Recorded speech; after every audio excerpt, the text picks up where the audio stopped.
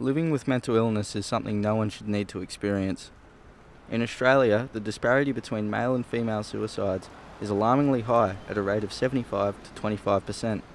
A 13-year high in overall suicides has raised it to be the leading cause of premature death in Australia and has consequently been declared a national emergency from Lifeline CEO Pete Schmeigel. Mark Bryan is the Community Arts and Media Program Manager for Mindframe Australia, an organisation that focuses on the representation of mental health in the media. Based in Newcastle's James Fletcher Hospital, Mark credits the work of our major mental health organisations in their efforts to support people with mental health issues.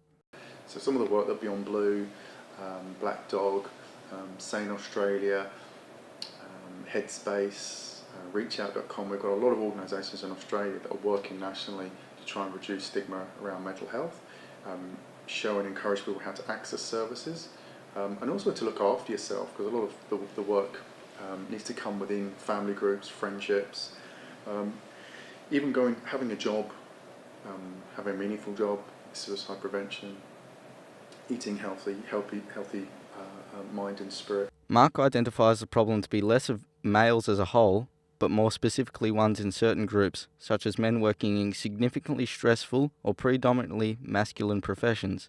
Subsequently, Mark also states that suicide is an incredibly complex issue that should not be homogenised to specific groups, but treated as more of an individual issue.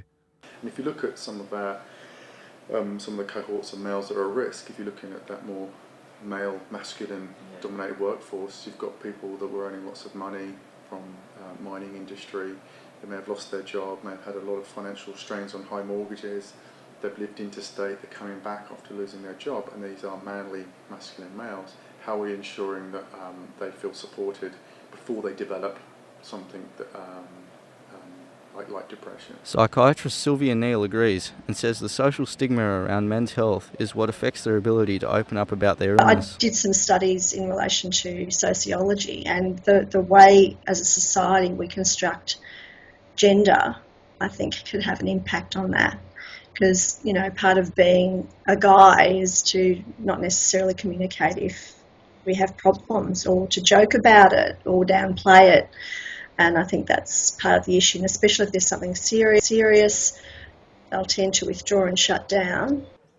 Joseph Smallman is one young man who's battled depression for over a year. Having been diagnosed in February 2015, Joseph has had to come to terms with his struggle through a long process of self-healing and therapy. I really came to terms with it after HSC, when I left high school. I started losing interest in things I'd previously loved to do. I just felt like staying at home and not doing anything, and that just became tough, and since then I've been learning to deal with it and all that kind of. Harnessing the power of his mind, Joe has developed his own ways of dealing with his condition on his path to recovery. For me in particular, I started meditating at least once a week. I had a strategy which would allow me to focus on what I was thinking and not get off in a trail of thought, which was detrimental.